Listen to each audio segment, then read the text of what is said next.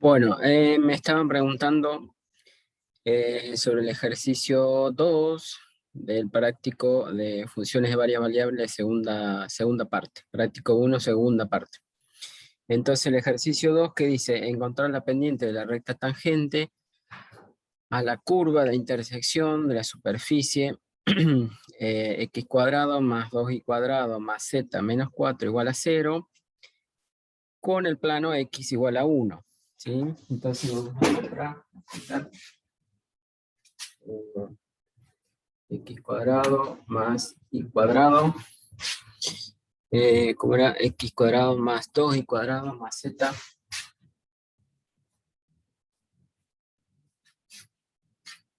x cuadrado más 2y cuadrado más z menos 4 igual a 0. Entonces, en la intersección con el plano x igual a 1,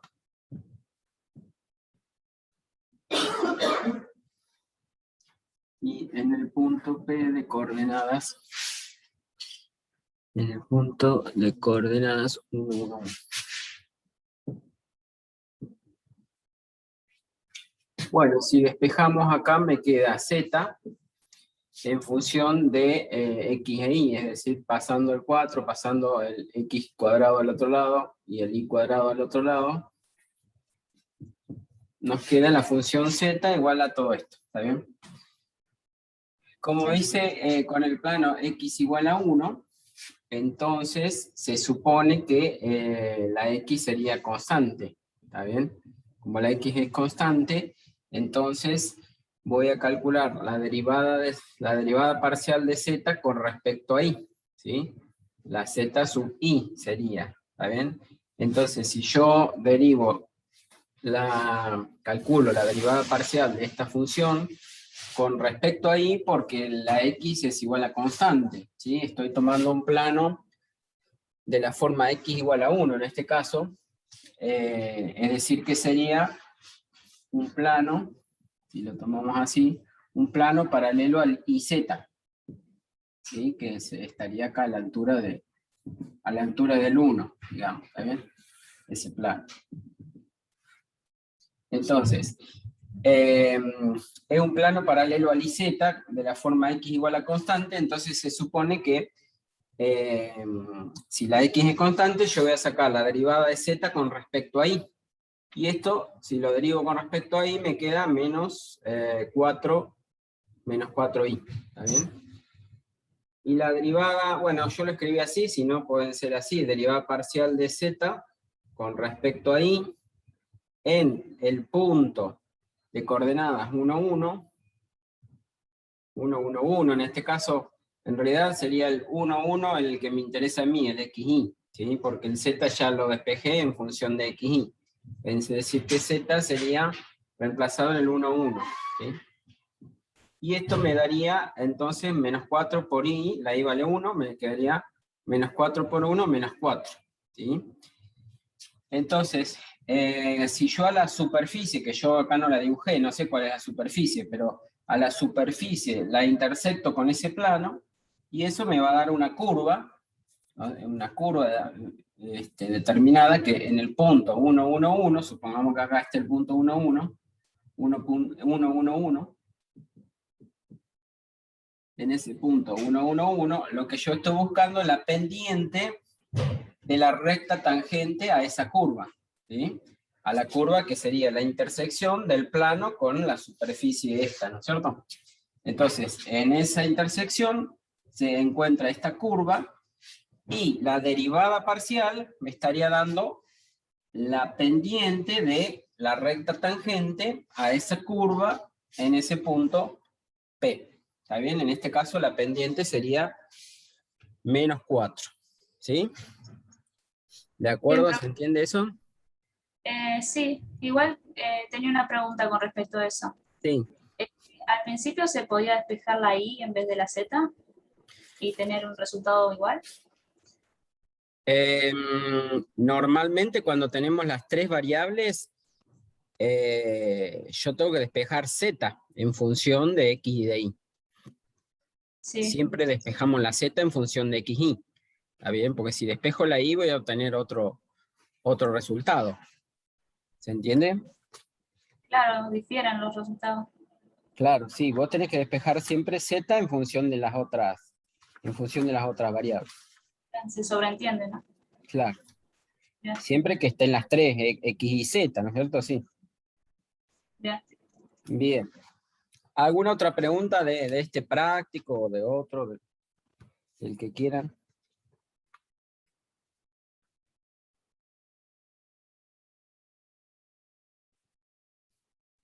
¿Me puede resolver el 11? ¿El 11 de cuál práctico? De este, el 2, la segunda parte. Seguimos con la segunda parte. Bueno, a ver qué dice el 11. Es el único que me quedó pendiente. El radio de un cilindro circular recto decrece a razón de tal cosa y la altura crece. Bueno, entonces vamos a borrar acá.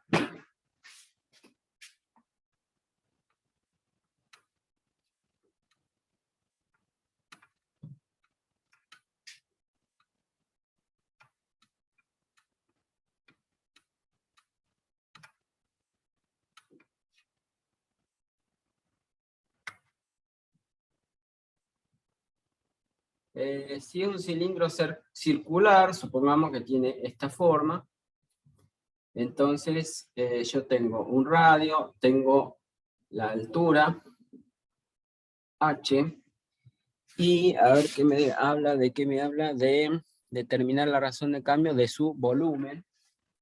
Entonces, el volumen del cilindro es el área de la base, que como es un círculo sería pi por el radio al cuadrado, por la altura me daría entonces el volumen.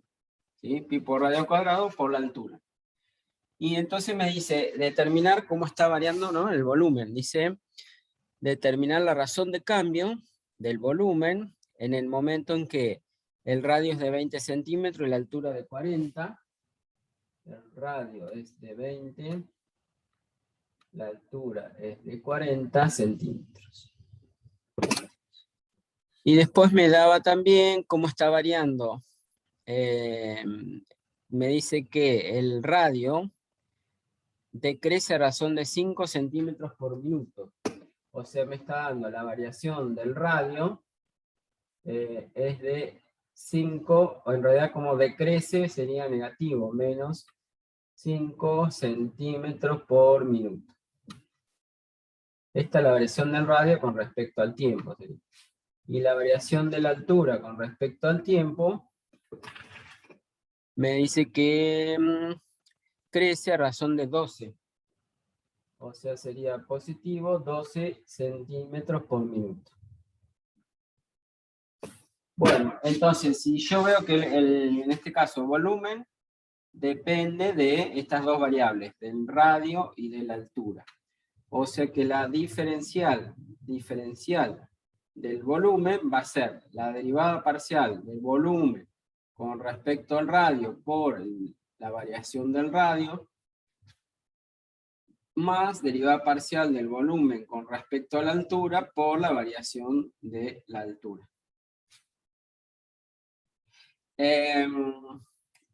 Sería esta variación con respecto al tiempo, si lo ponemos así. Variación de R con respecto al tiempo y variación de la altura con respecto al tiempo. Bueno, entonces, mi variación del volumen, o la razón de cambio del volumen, que es lo mismo, sería la derivada del volumen con respecto al radio. Si de esto lo derivo con respecto a R, me quedaría, la derivada de R cuadrado es 2R, ¿sí? Entonces me va a quedar 2 por, voy a poner así, por pi, por h, por r. ¿Sí? 2pi por h por r. Esta es la variación del volumen con respecto al radio. Por la variación del radio con respecto al tiempo, por ahora lo voy a dejar indicado. Más. Y después vendría la variación del volumen con respecto a h. Me quedaría la derivada de h es 1 por pi por r cuadrado, que sería en constante, quedaría en constante. Pi por el r al cuadrado. Y por la variación de h con respecto al tiempo.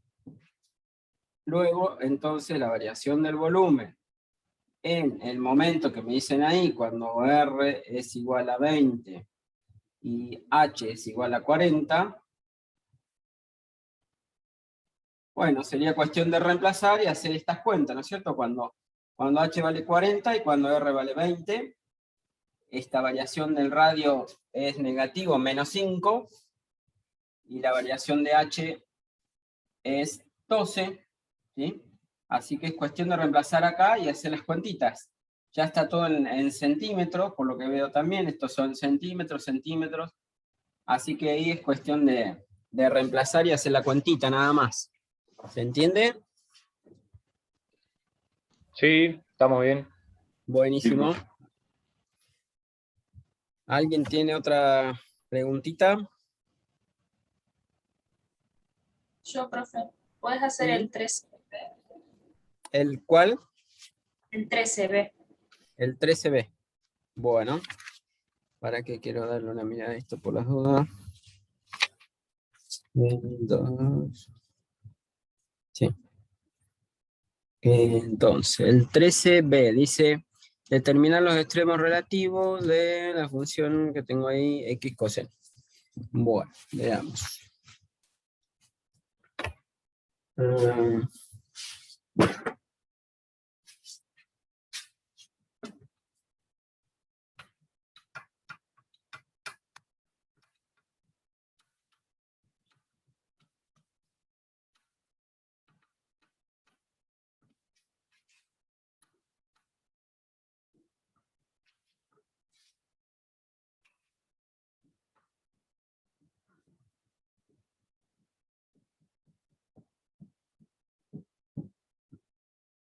Los extremos relativos de la función, a ver qué dice, x por coseno de y.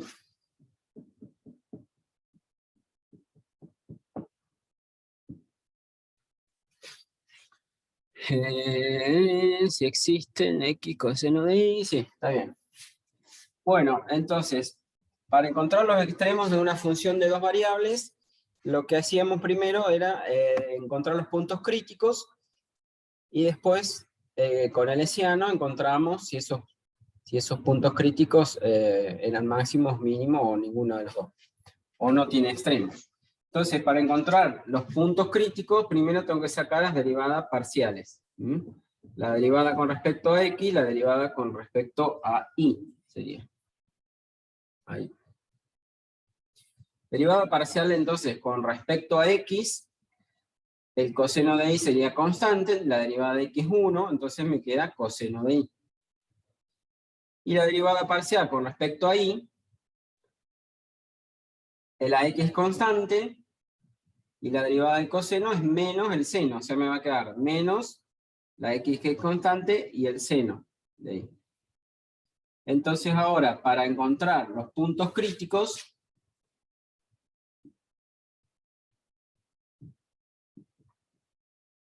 ¿qué tengo que hacer? Resolver un sistema de ecuaciones formado por las derivadas parciales igualadas a 0.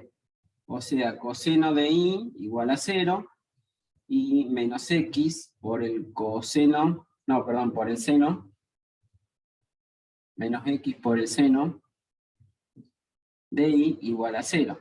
¿Sí? Sigo acá abajo. El coseno de y es igual a 0. Bueno, eso lo puedo resolver. Con la calculadora, pasando el coseno al otro lado, me queda que y va a ser igual al coseno a la menos 1 de 0. ¿Sí? En realidad, con la calculadora van a encontrar un valor donde el coseno vale 0, pero si ustedes recuerdan la gráfica del coseno, ¿se acuerdan cómo venía? Venía así. Venía así, y bueno, y se vuelve a repetir, ¿no es cierto? Esta sería una onda, y completa la vuelta del coseno a llegar a los 2pi. Así que acá la mitad estaría pi, y entonces, ¿dónde vale 0? Acá, en este punto que sería en pi sobre 2, en este otro punto que sería 3 medios de pi, y los mismos valores negativos, ¿no? Porque esto viene para el otro lado. ¿Sí? O sea que vendría así. Entonces acá estaría, bueno, el menos pi sobre 2, menos 3 medios de pi. ¿Ah? Entonces, ¿dónde el coseno se hace 0? En todos estos valores, ¿sí? En los medios de pi sería. En donde, entonces, i es igual a más menos pi sobre 2, el más menos 3 medios de pi,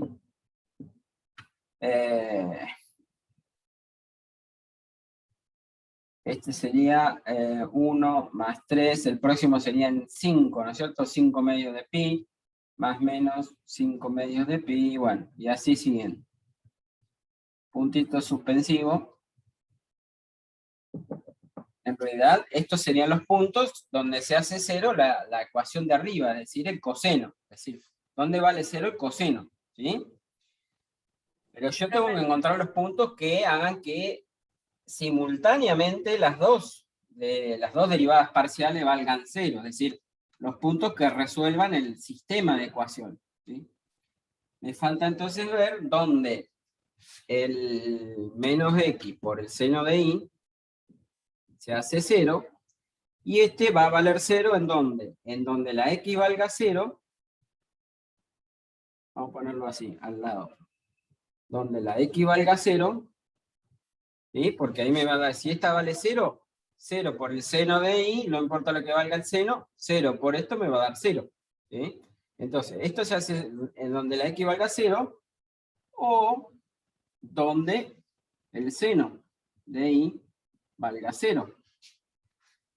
Y el seno de i vale 0, también lo despejan como hicimos acá, pasando el seno al otro lado, si quieren pasa como el seno a la menos 1 de 0, pero eso tiene el problema que con la calculadora van a encontrar un solo valor donde el seno vale 0.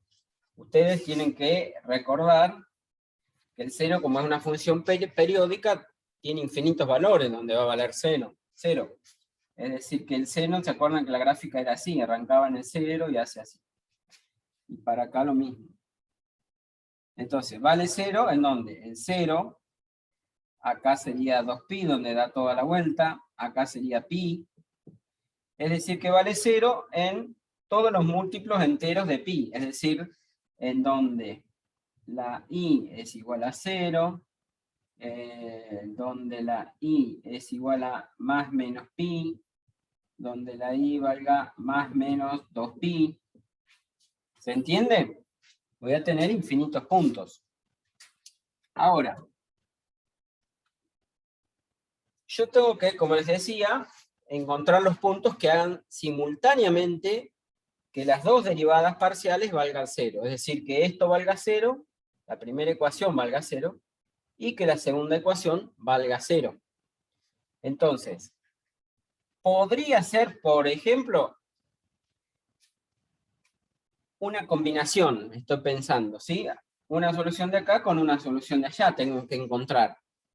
Pero, por ejemplo, si yo digo, esta solución, i igual a 0, junto con i igual a más menos pi sobre 2, ¿será que me hace simultáneamente 0 las dos ecuaciones?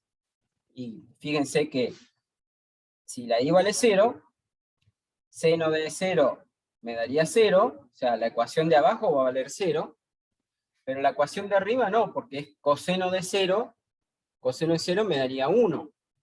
¿Ah? O sea, no puede darse simultáneamente que el coseno valga 0 y el seno valga 0.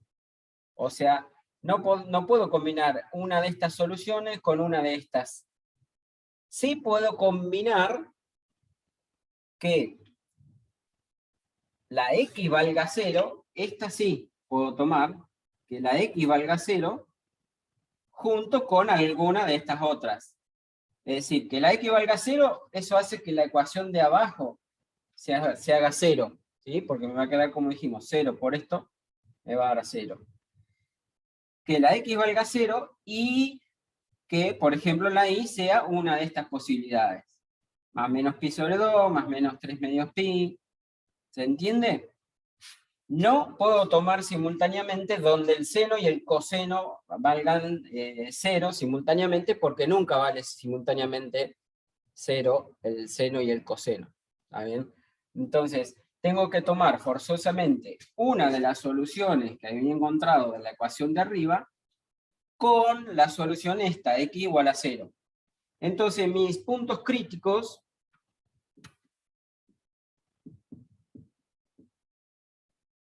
sería, por ejemplo, un punto P sub 0 de coordenadas 0, pi sobre 2. Otro podría ser un P sub 1 de coordenadas 0, menos pi sobre 2. Un P sub 2 de coordenadas 0 y 3 medios de pi, positivo. ¿Se entiende? Otro P sub 3, pongámosle 0, menos 3 medios de pi. Bueno, y así siguiendo tendría un montón de otros puntos críticos, tomando todas las soluciones de acá, con la x valiendo 0. ¿De acuerdo? Ahora tengo que ver si estos puntos críticos son máximos o mínimos, o punto de inflexión, o ninguna de esas cosas. En realidad punto de inflexión no, máximo, mínimo, o punto de silla, diríamos acá. Para calcular el hessiano, tengo que encontrar las derivadas segundas. Es decir, la fxx me daría, la derivada del coseno de y sería menos el seno de y.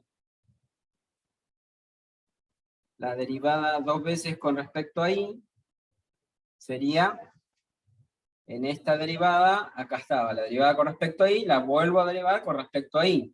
Como el menos x sigue siendo constante, la derivada del seno de y es coseno, me queda entonces menos x por el coseno de y.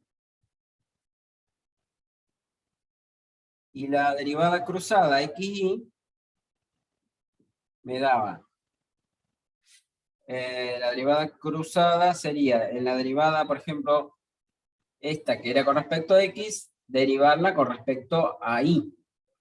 Entonces la derivada del coseno de y con respecto a y sería la derivada del coseno menos el seno. Bueno, entonces el hessiano en función de xy sería en principio, era el determinante formado con estas derivadas parciales, ¿cierto? Que en definitiva, si ustedes ya resolvían ese determinante, esperen que quiero encontrar la formulita que ustedes la deben tener también por ahí, les quedaba directamente la xx por la y sería, acá iba la fxx, la fxy, la fix y la fii. Bueno, este era el hessiano, ¿sí? Que a lo mejor ustedes directamente lo que tienen es la formulita para el hessiano. Voy a tener que borrar acá arriba.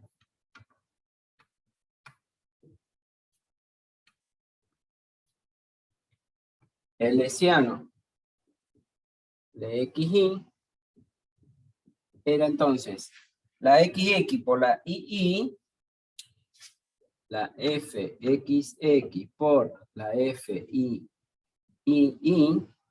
menos la cruzada al cuadrado, ¿sí? Sería menos la fxy, esto al cuadrado. Bueno, y el hessiano entonces, en nuestro caso, sería la xx que nos dio menos el seno de y, por la y que nos dio menos x coseno de y. Menos, perdón, esto es la xx por la ii, menos la cruzada que era menos seno de y, menos, perdón, acá sería menos el seno de y al cuadrado. Bueno, acomodando un poco los signos, acá menos por menos, me quedaría positivo, x seno de y por coseno de y, y acá me va a quedar este menos, y el seno de y al cuadrado, como este está negativo, pero está elevado al cuadrado, me va a quedar igual el seno de y, el seno al cuadrado de y. Bueno, y ahora necesitamos calcular, por ejemplo, el hesiano en cada uno de estos puntos críticos, ¿sí? En el P sub 0 sería el hesiano calculado en el punto 0, pi sobre 2. 0, 90 grados, digamos, pi sobre 2. Cuando la x, este sería que la x vale 0 y la y vale pi sobre 2, ¿no es cierto? Si la x vale 0, o sea, toda esta parte ya me va a ser 0, porque al estar multiplicado esto por x, si la x vale 0, en todos los casos vale 0, así que esa parte va a valer 0. Y entonces me quedaría menos el seno de y, sería el seno de 90 elevado al cuadrado, sería menos el seno, entonces, de pi sobre 2, pero el menos está fuera del cuadrado, ¿eh? O sea que esto me va a quedar, seno de 90 me da 1, y entonces me quedaría menos 1. ¿Está bien? Bueno, cuando eso me daba negativo, si eso me daba negativo, era un punto de silla. ¿Está bien? Entonces, el punto de coordenadas 0, pi sobre 2, es un punto de silla. ¿Está bien? Bueno, lo mismo hay que reemplazar en todos los otros puntos, ¿sí? A ver, esperen que voy a borrar este pedacito, a ver si calculamos uno más. Profe, ¿Sí? serían intercalando igual, ¿no? No sé, en realidad no sé qué me darán los otros. Intercalando, ¿qué cosa decís vos? Que uno sería punto de silla, el otro no. Ah, y a ver, Así. vamos a ver. Por ejemplo, en el menos pi sobre 2 decís vos. No sé qué me dará. Porque, bueno, de nuevo, esta primera parte se hace 0, y acá sería el menos. Este me va a seguir dando punto de silla, porque es menos, otra vez, el seno de menos pi sobre 2, pero como está elevado al cuadrado, me sigue quedando menos 1 esto. ¿Sí? Porque el seno de menos 90 me daría menos 1, pero al cuadrado me va a dar 1. Con el menos que tengo adelante me sigue dando menos 1, entonces también este es un punto de silla. Vamos a ver en el de 3 medios de pi. 3 medios de pi positivo. De nuevo la primera parte se va a hacer 0 porque está multiplicado por la x que vale 0, y me queda el menos el seno de el 3 medios de pi, que está elevado al cuadrado. Y creo que van a ser todos puntos de silla en realidad, porque de nuevo el seno de 3 medios de pi me daría menos 1, al cuadrado me daría 1, con el menos que queda adelante me sigue dando menos 1, o sea que también es de silla. Por lo que veo serían todos puntos de silla, en este caso. Profe, ¿Ah? tengo una pregunta. Sí, decime. Los puntos de silla ¿Para son... qué voy a corroborar? ¿Qué ejercicio era este? El 13B. Esperemos por las dudas que no se me haya olvidado nada.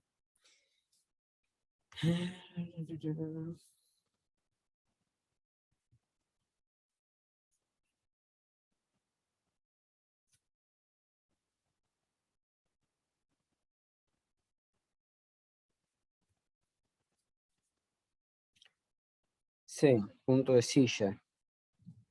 Punto de silla. Salvo que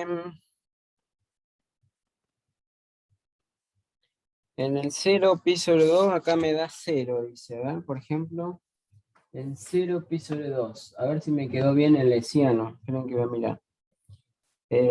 Menos el seno de i. por X coseno. Coseno.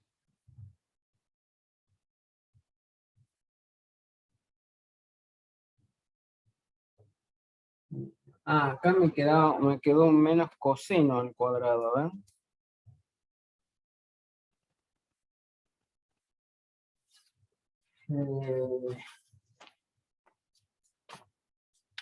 Sí. Tienen, a ver, la derivada primera. Esperen que quiero revisar una cosita.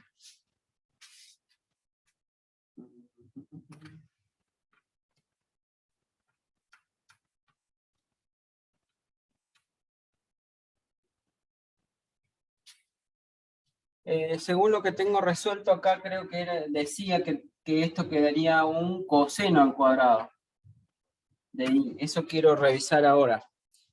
Porque la función era x coseno, ¿no? X por coseno de i. A ver, esperen que voy a repasar eso.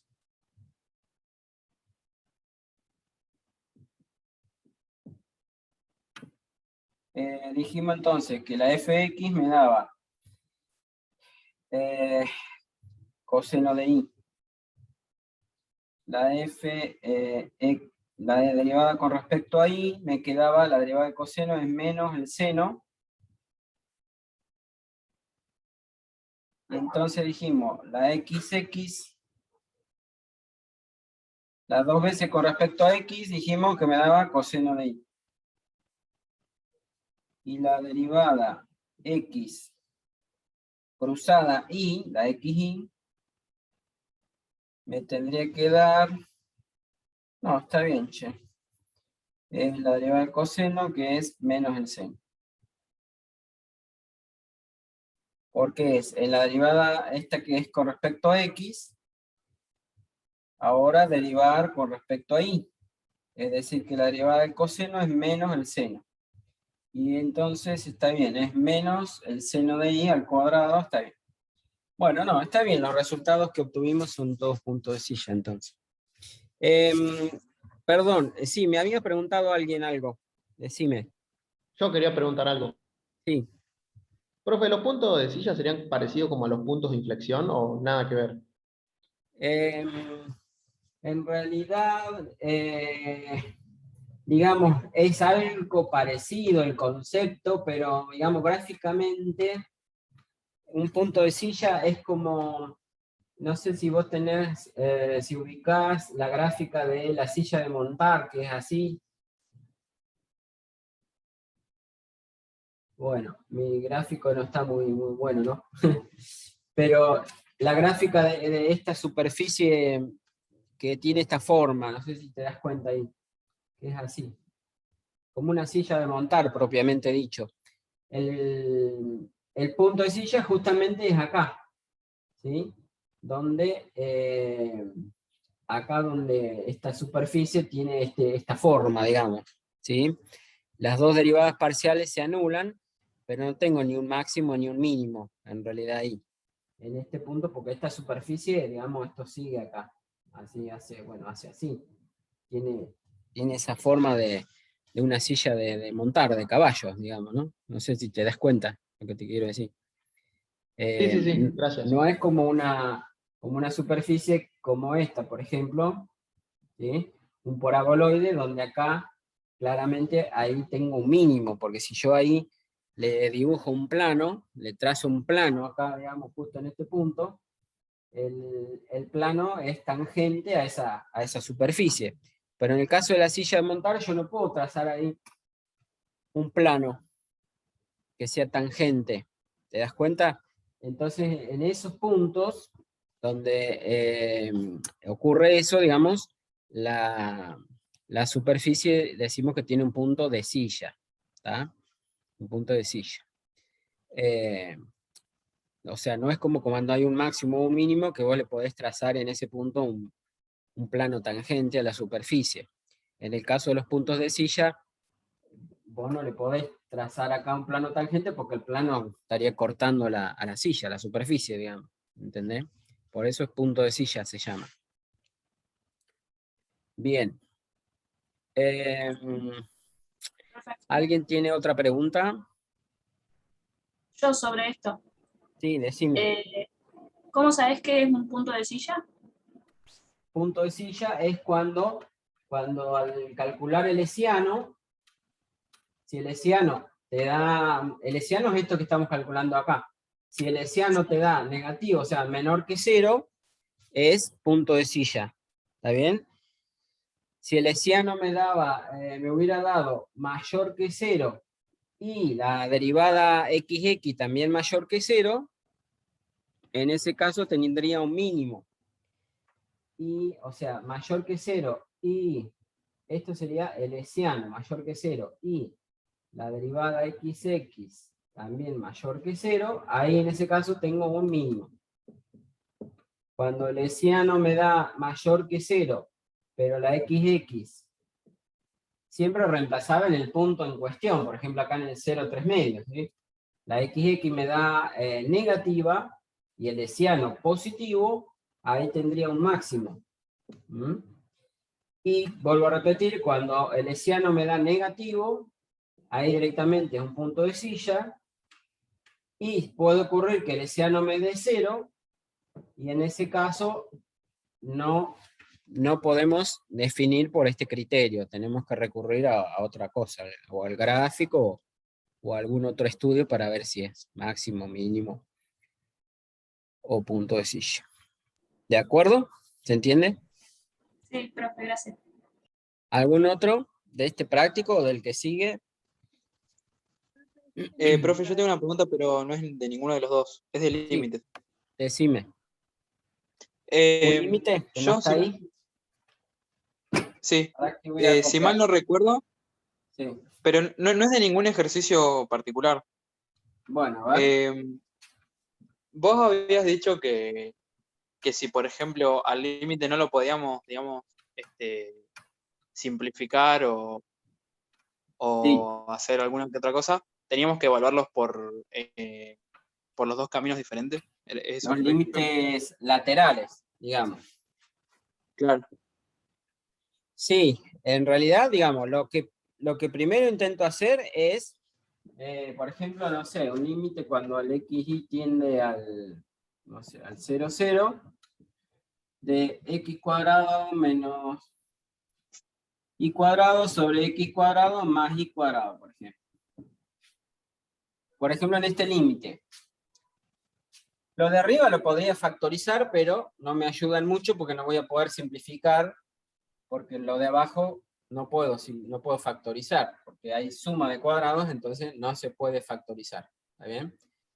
Lo primero que yo voy a hacer cuando intento calcular el límite es reemplazar y ver si ya al reemplazar me da un resultado finito, ese ya es el valor del límite. O sea, acá lo primero que hago es reemplazar por 0. Desgraciadamente en este caso veo que me da 0 sobre 0. Entonces ahí es cuando yo les digo, si me da indeterminado, o sea, al reemplazar me da indeterminado, y no tengo forma de ni usar el límite especial, ni factorizar, ni hacer ni algún arreglo algebraico a la expresión esta para poder simplificarla, no puedo hacer nada de eso, la única opción que me queda es calcular los límites iterados. En ese caso, los límites iterados, ¿para qué me sirven? Para llegar a la conclusión de que no existe el límite. ¿Cuándo voy a llegar a esa conclusión? Cuando los iterados me dan distintos. Porque si los iterados me dieran el mismo resultado, tampoco podría concluir que ese es el valor del límite, ¿sí? Para lo único que me servirían los iterados sería, en caso de que me den distinto, asegurar entonces ahí sí que el límite no existe. ¿Qué creo será el caso este? Porque si hago, por ejemplo, el límite cuando la x tiende a 0 y la y vale 0, si la y vale 0 en esta expresión, me queda x cuadrado sobre x cuadrado. ¿Sí? Porque la y vale 0. Y entonces esto simplificando me da 1. Y el otro límite iterado, cuando la y tiende a 0 y la x es igual a 0, si la x vale 0, acá me queda menos y cuadrado sobre y cuadrado.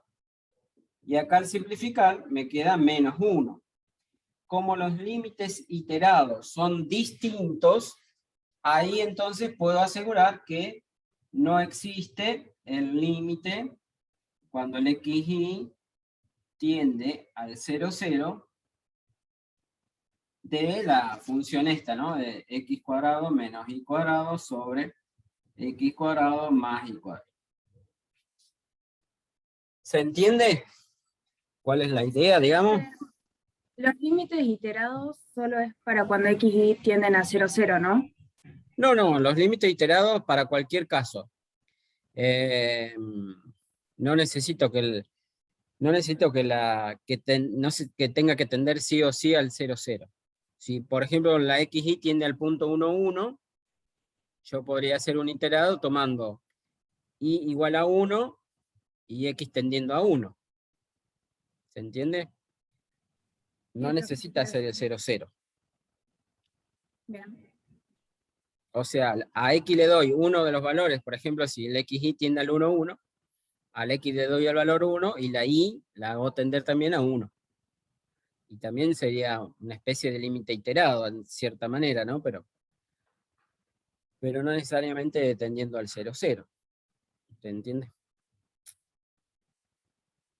¿Alguien más tiene dudas de esto? O de lo que sea. Profe, sobre lo anterior, si el lesiano es 0, ahí no, o sea, por ahora con lo que sabemos no hace falta que sigamos viendo otra cosa. Claro.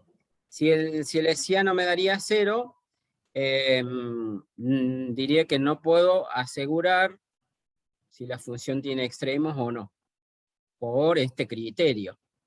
Tendría que intentar, qué sé yo, graficar la función, o de alguna otra manera determinar si tiene extremos o no. ¿Eso se pide? No. O sea, en Ah, este bien. caso, en el parcial, ustedes, si el hessiano les da 0, diría que por este criterio no puedo asegurar. Bien, y si la fxx es 0, ¿qué pasa? Buena pregunta. Me dejaste pensando ahí. Si la xx es 0,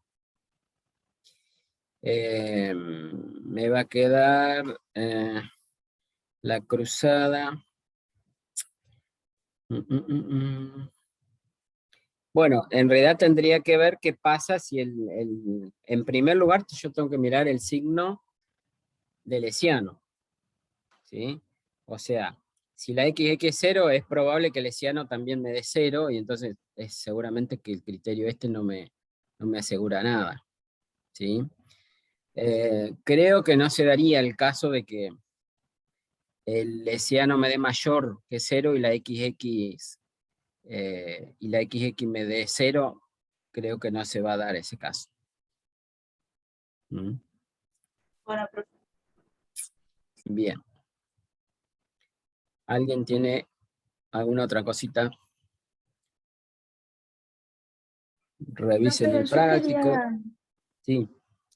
quería saber si podíamos resolver el ejercicio 12 de la segunda parte. De la segunda parte, el ejercicio, segunda parte es esta que estábamos haciendo, creo, ¿no? A ver si estoy equivocado. ¿En qué práctico estoy acá? Segunda parte, el ejercicio 12. Sí, es este que tenía acá. Cierta cantidad de gas obedece a la ley de los gases. ¿Esa me estás preguntando? P por B igual a K por T, ¿esa? No sé quién me preguntó recién. Sí, profe, Sobre ese. ese. Bien.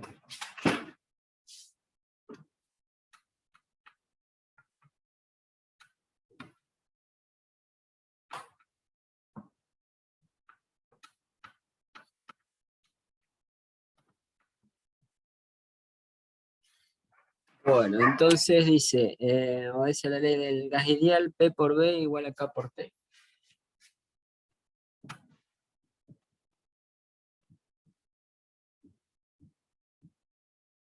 Entonces, después dice, con K igual a 12 y el gas está en un recipiente que se calienta a razón de 3 grados por minuto.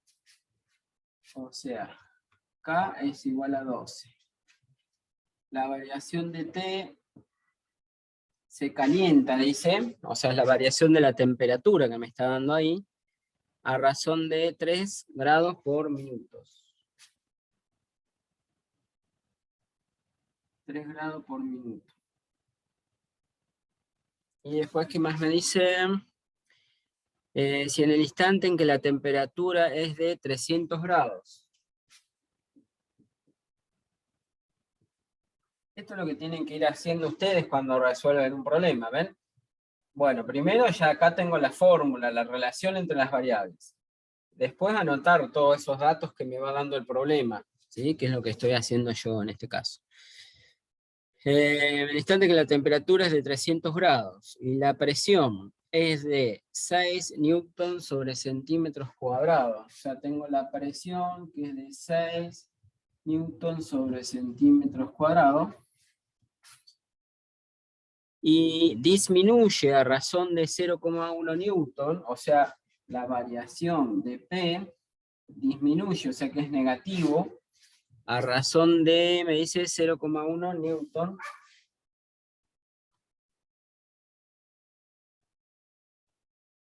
por centímetro cuadrado.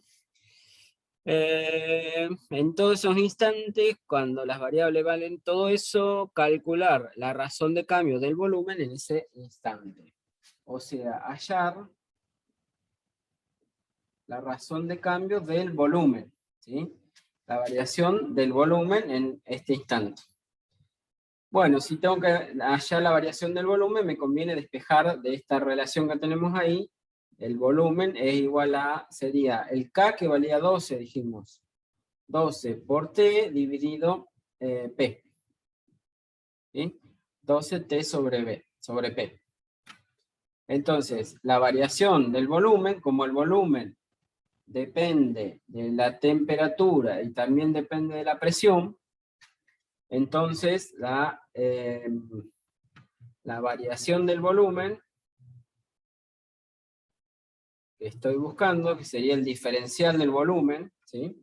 ¿Qué va a ser? La derivada parcial del volumen con respecto a ¿qué? A T. Derivada parcial del volumen con respecto a T por el diferencial de T.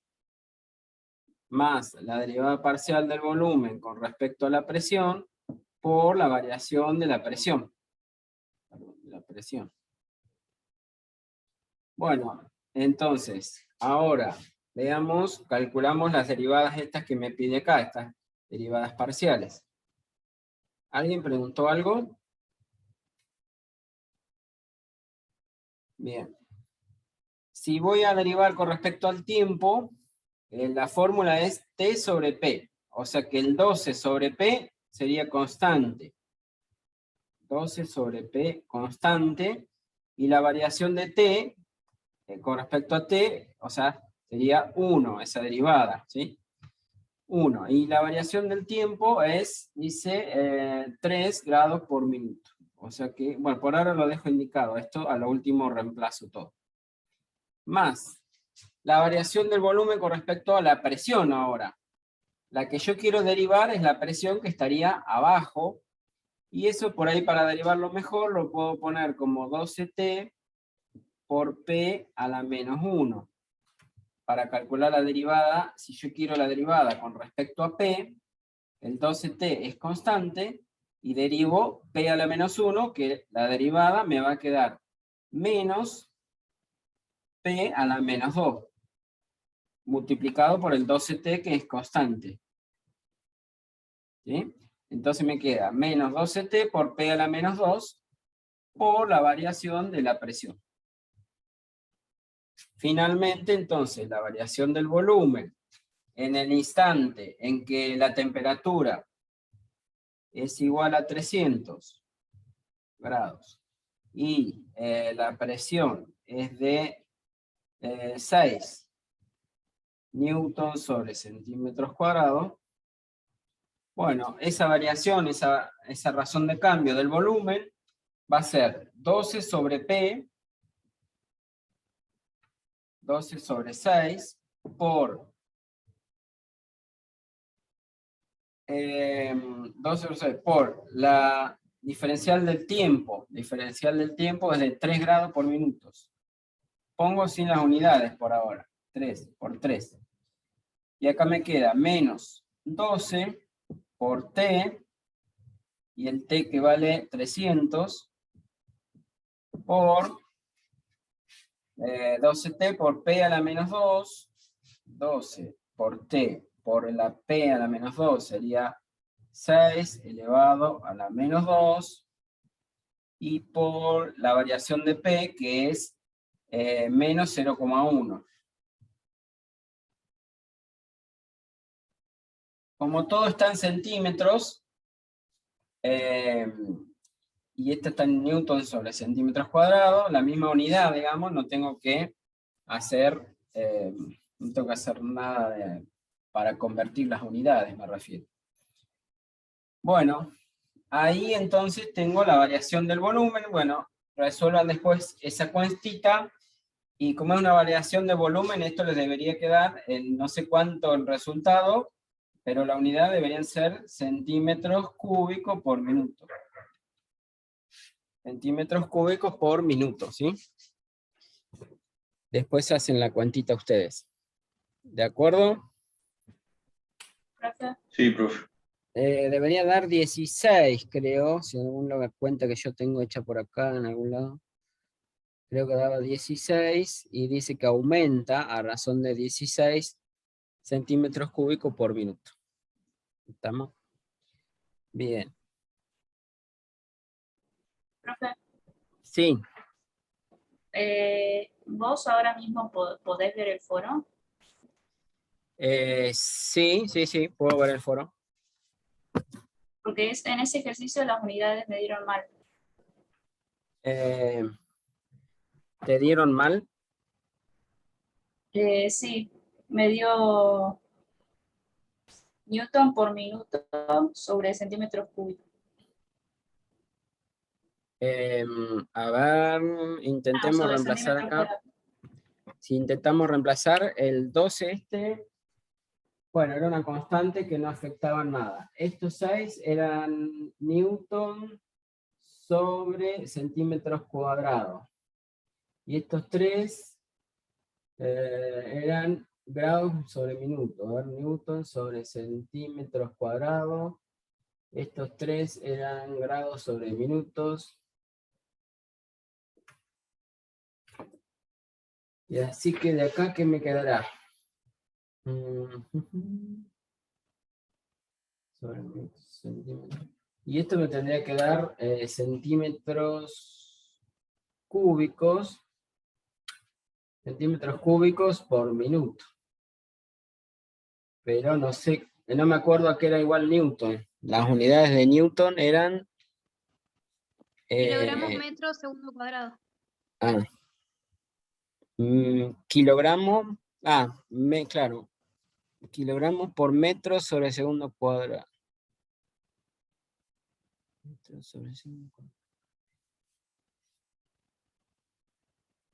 La verdad que no sé, me pierdo con las unidades acá, pero lo que estoy seguro que tiene que dar centímetros cúbicos sobre minuto, porque es la variación del volumen, ¿sí?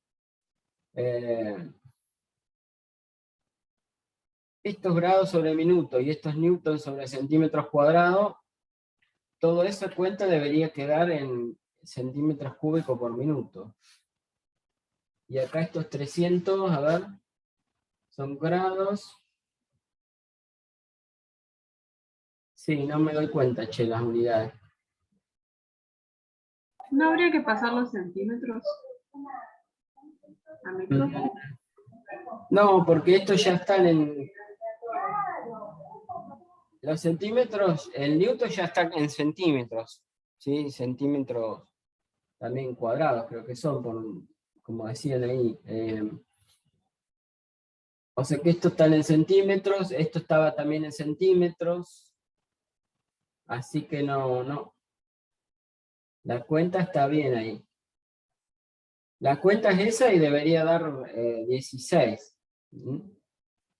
Pero las unidades no me doy cuenta cómo simplificarlo acá para que me queden en centímetros cúbicos por minuto.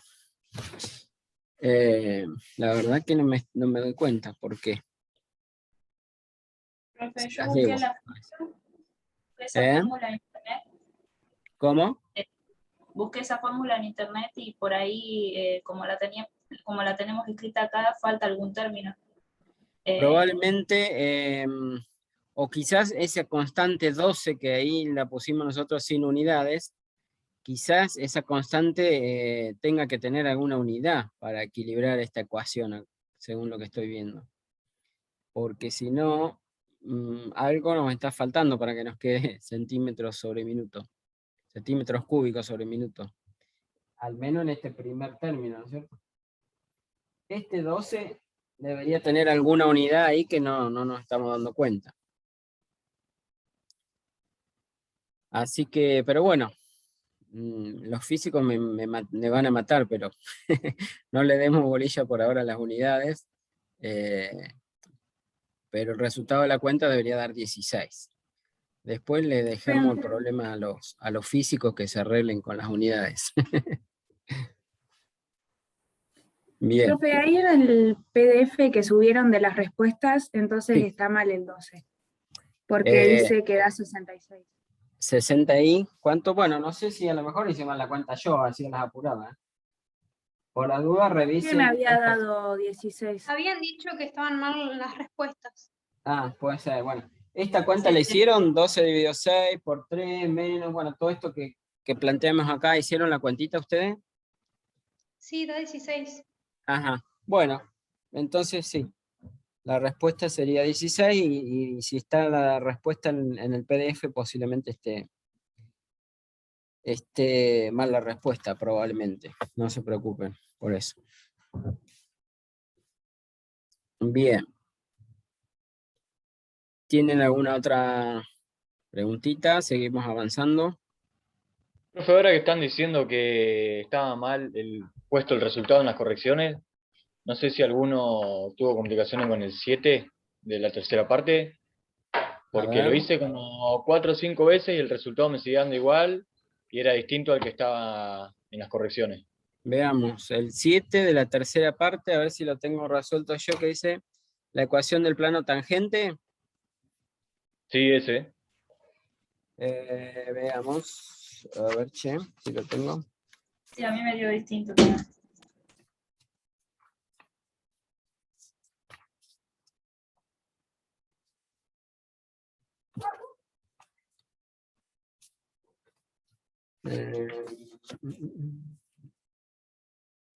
Estaría encontrando lo del plano tangente. Espérenme un segundito a ver si lo encuentro.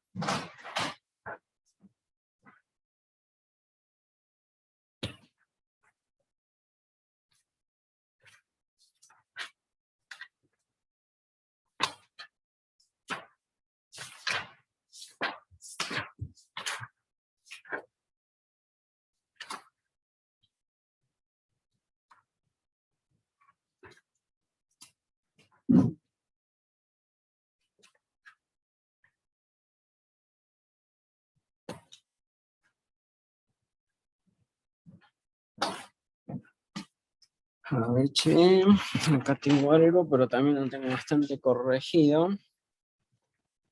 A ver si es lo mismo, x cuadrado sobre 4 más y cuadrado z cuadrado sobre 9. El punto es menos 2, 1, menos 3. Ah, yo tengo un 2, acá hay un 2, 1, menos 3, y acá yo tengo hecho con un menos 2, 1, menos 3. Sí. Puede que haya alguna diferencia, pero si quieren lo revisamos, lo hacemos. A ver.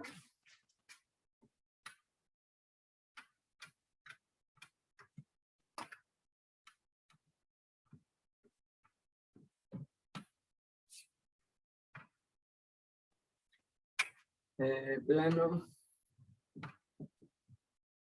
Era el ejercicio 7. X cuadrado sobre 4 más Y cuadrado. Más Y cuadrado y más Z cuadrado. Profe, perdón, a mí me dio así, lo único que el signo menos de la X como que no sé de dónde salió. Me dan los resultados. Lo tomé como bien porque supuse que estaba mal eso. Bueno, controlemos a ver cómo nos queda el resultado Dale, y ahí dale. nos sacamos la duda. En el punto 2, 1, menos 3. Lo que tenemos que sacar es la derivada con respecto a X, que acá nos va a quedar 2 cuartos. O sea, bueno, un medio de X. La derivada con respecto a Y nos va a quedar 2Y, y la derivada con respecto a Z nos va a dar 2Z. Estas derivadas parciales evaluadas en el punto... Profe, el Z ¿Sí? cuadrado está dividido por 9. Gracias. El Z al cuadrado, sí, dividido 9, perdón. Entonces acá está dividido por 9, y entonces acá va a quedar 2 novenos. Entonces la derivada con respecto a X en el punto, me da en el punto 2, 1 menos 3, me estaría dando un medio por 2, o sea 1. La derivada con respecto a Y me estaría dando, con respecto a Y, la Y vale 1, 2 por 1, 2, ¿no es cierto? Y la FZ en el punto me estaría dando 2 novenos por menos 3, es decir que acá simplifico, me quedaría un 3, y un 1, menos 2 tercios, menos 2 tercios. Entonces, la ecuación del plano, la ecuación que me pedía, sí, del plano, ¿no? Plano tangente, era la derivada fx por x menos el x0, o sea, sería 1 por x menos 2, más 2 por x menos 1, y va a ser menos 2 tercios por x menos 3, me queda más 3, igual a 0. Si acomodo todo esto, me va a quedar acá un 2x menos 2. X menos 2 más 2x menos 2. Menos 2 tercios de x. Y este por 3 me queda menos 2 también, ¿no? A ver si se ven. Este por 3, sí, menos 2, igualado a 0. ¿Van revisando las cuentas? ¿No sería X y Z? ¿A dónde X? Perdón, sí, tenés razón. Con razón, me quedaban tantas X, claro. Esta es Y. Y esta es Y. Y esta es Z. Y esto es Z. Ahí vamos. 2 tercios Z, ahora sí. Entonces, bueno, me queda X más 2Y menos 2 tercios de Z. Y el menos igual 2 3. menos 2, menos 4, ¿no? No, menos 2 y menos 2 menos 4, menos 6. ¿Así les quedó? Este plano es equivalente si yo multiplico miembro a miembro todo por 3, para que no me quede acá un 3 como fracción, digamos. Puedo multiplicar todo por 3, y este plano sería equivalente a poner 3x más 6y. Acá se me iría el 3, me quedaría menos 2z. Y este por 3 me queda menos 18. Así que lo pueden tener de esta manera o de esta otra. Cualquiera de las dos maneras puede ser, ¿sí? Quizá la respuesta esté 3x, 6y, menos 2z. No sé si estará así o no. Pero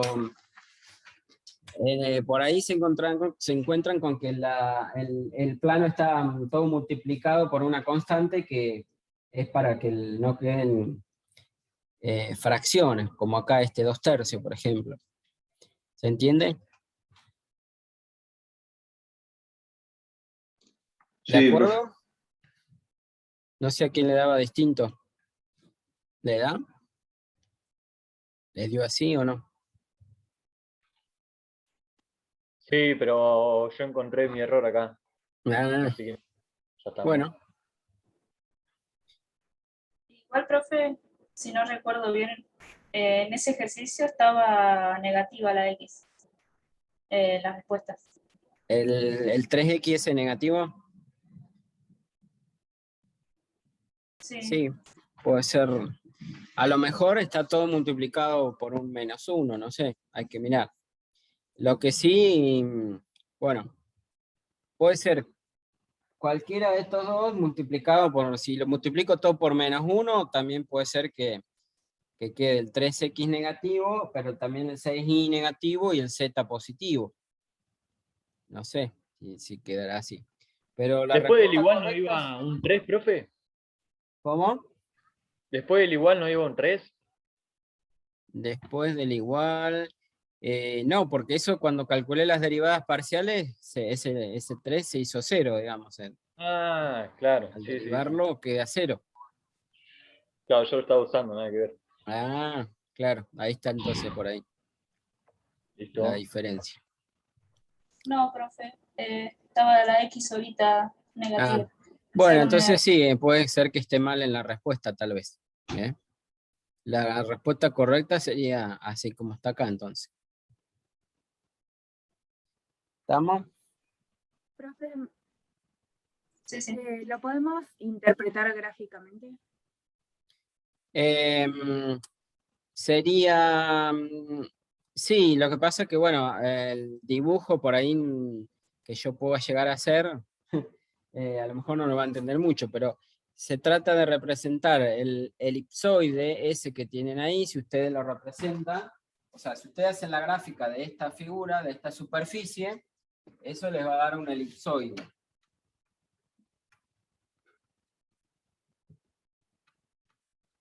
Y ese elipsoide tiene el centro en el origen de coordenadas, y para graficarlo yo tengo que tomar raíz de 4, es decir, 2 en el sentido del eje X, 2 para acá y 2 para allá. Después tengo que tomar en el sentido de Y, uno para la izquierda y uno para la derecha, o sea, acá voy a tomar 1. 1, acá es 2 en el eje X. Esto me daría algo así. Y sobre el Z tengo que tomar 3 para arriba y 3 para abajo.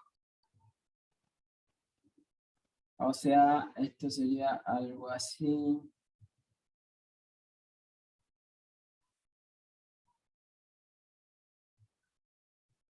Bueno, este elipsoide estaría algo así. Alargado sobre el eje Z, digamos.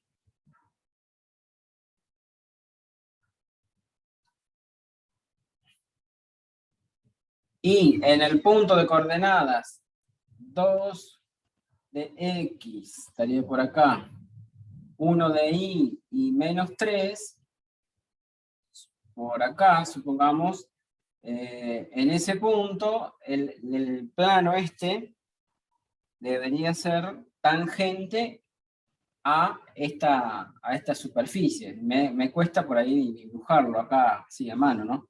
Pero bueno, si ustedes dibujan ahí el plano, este plano debería ser tangente al elipsoide en el punto de coordenadas 2, 1, -3. ¿sí? O sea, ese plano debería tocar ahí al elipsoide en el punto de coordenadas 2, 1, -3. No sé si se interpreta bien el dibujo, pero bueno. Si no, con el GeoGebra lo pueden graficar por ahí mejor y lo van a ver por ahí más prolijo. Pero la idea es esa, digamos, de que el plano que encontramos acá es un plano que es tangente al elipsoide en el punto de coordenadas 2, 1 o -3. ¿Se entiende? Profe, graficar nos van a pedir. Perdón. Sí, perdón. ¿Cómo? Si nos van a pedir en el parcial graficar.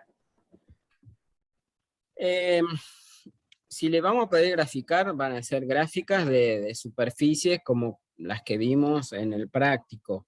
O sea, superficies que sean más o menos sencillas y que se puedan llegar a representar, digamos, ¿tá? O por ahí lo que se les puede llegar a pedir son las curvas de nivel, o las superficies de nivel de una figura. Pero, digamos, salvo que sea una interpretación gráfica muy sencilla que se pueda llegar a dibujar tranquilamente en el plano o en el espacio, si no, yo creo que gráficos no le vamos a pedir en el parcial. Bien, bien, gracias. Bueno. Bien. No sé si alguien tiene otra consulta.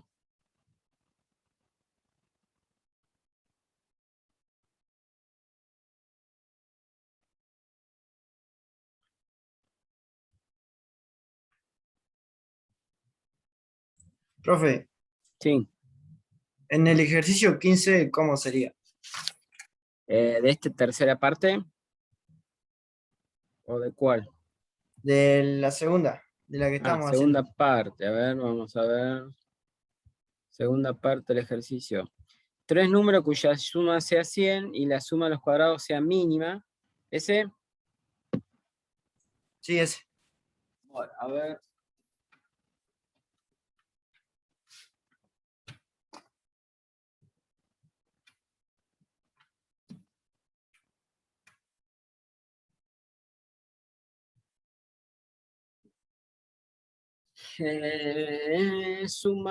Cuya suma sea 100. Y después dice que suma de cuadrados mínima.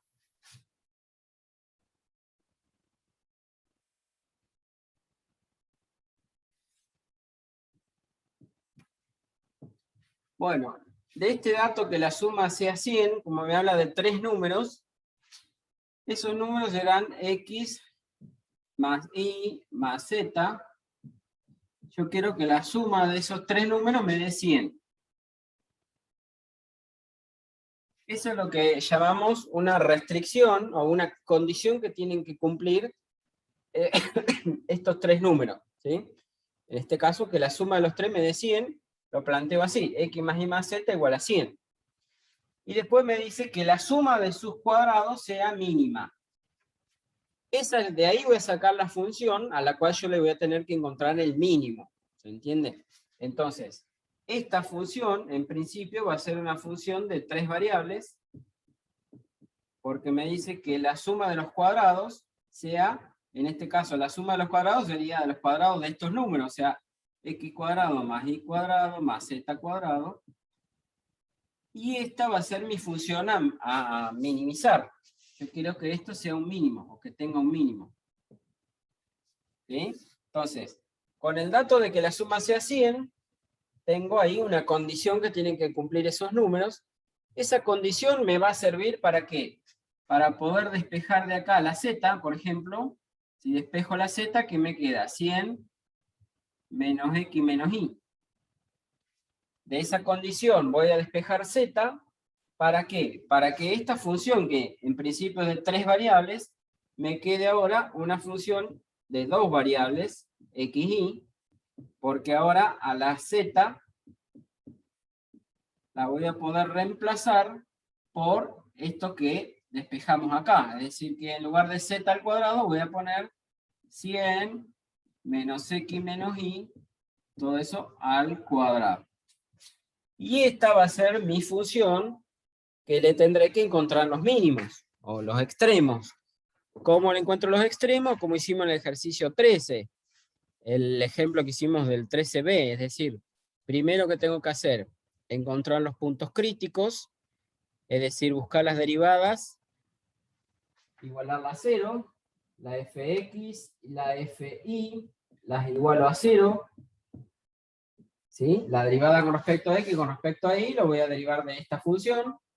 Esa derivada las igualo a 0 para encontrar ahí los puntos críticos. Y después tendré que calcular, supongamos que acá me da un P sub 0, un P sub 1, un P sub 2, me pueden dar un punto crítico, 2 o 3 o los que encuentre, ¿sí? Y después tengo que calcular el hessiano en cada uno de esos puntos. El hessiano en P sub 0, en P sub 1, y el hessiano en P sub 2 o en P sub 3, en todos los puntos, y con el criterio que dijimos hoy, ¿sí? Si acá yo quiero que me dé un mínimo, el hessiano, para que sea un mínimo, me tiene que dar el hessiano mayor que 0 y la fxx también mayor que 0. Y en ese caso entonces voy a tener entonces sí un mínimo en ese punto en cuestión, digamos, ¿está bien? A ver si lo tengo resuelto ese problema, el 15.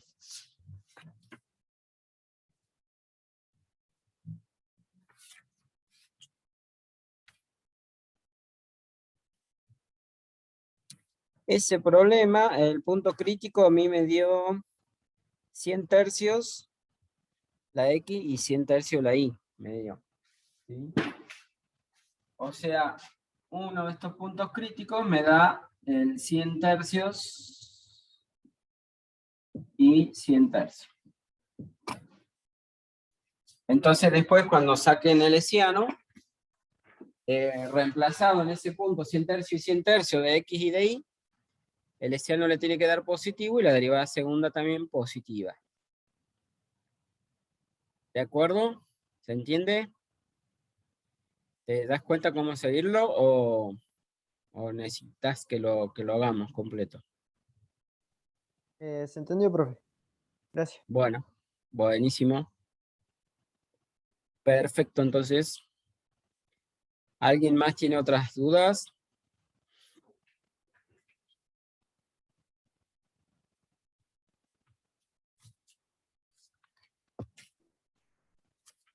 Yo, de ¿Sí? la parte 3, el ejercicio 2.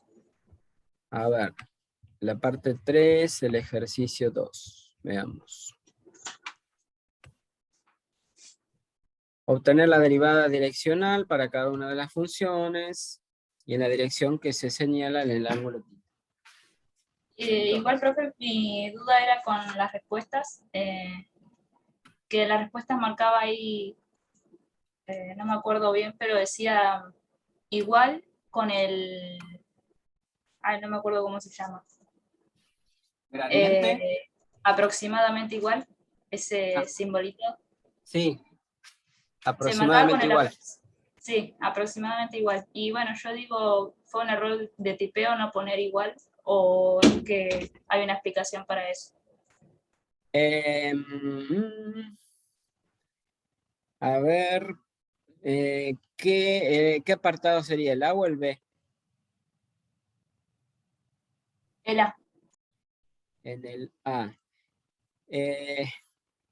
Puede ser que sea aproximadamente igual porque como ahí va a aparecer un seno y un coseno y el ángulo es pi sobre 3, el seno o el coseno de pi sobre 3 es posible que quede como, por ejemplo, raíz de 3 sobre 2 o raíz de 3, ¿sí? Y entonces sí, es posible que haya quedado el valor aproximado, ¿se entiende? Quizás no te va a dar un valor exacto porque cuando vos hagas coseno o seno de pi sobre 3, te va a dar con decimales eso, no te va a dar un valor exacto, salvo que quede indicado como raíz de algo.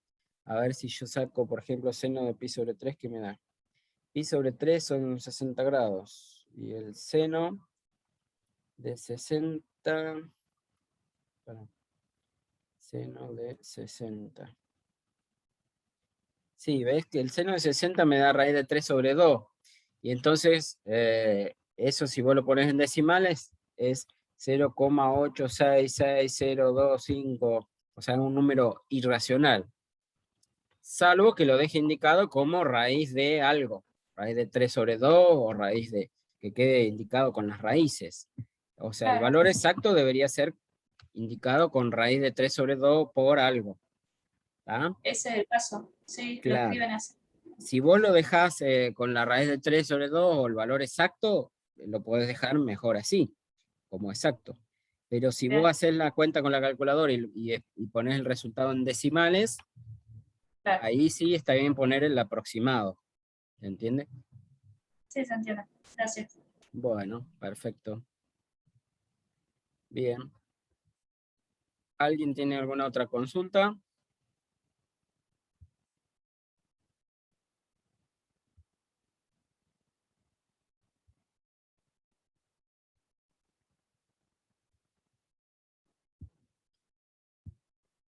Bueno, si no tenemos más, si no hay más dudas, dejaríamos acá por hoy. Como en la clase de hoy deberíamos haber visto el práctico de integrales, que hoy ya comenzaron con integrales. Así que les pido que después del parcial van a tener ahí un fin de semana largo, como para ponerse a ver algo de integrales. Así que traten de adelantar lo que más puedan. Así la próxima clase, el martes de la semana que viene, bueno, arrancamos con integrales, pero vamos a ir medio rapidito porque ya hemos perdido la clase de hoy. No perdido, en realidad la ganamos con el repaso. Pero traten bueno, de avanzar con la práctica de integrales, ¿sí? Bueno, chicos, entonces, suerte mañana con el parcial. Nos estamos viendo el martes que viene. Sí, ¿me ibas a preguntar algo? Sí, quería saber si la clase de hoy la podía subir hoy a la plataforma. Sí, ya ahora la subo ahora enseguidita. Dale, profe, gracias. Así la pueden ver en un rato. Bueno, Bueno. nos estamos viendo. Suerte. Nos vemos. Chau. Chao, profe. Chao, profe. Chau. Gracias. De nada. Nos vemos.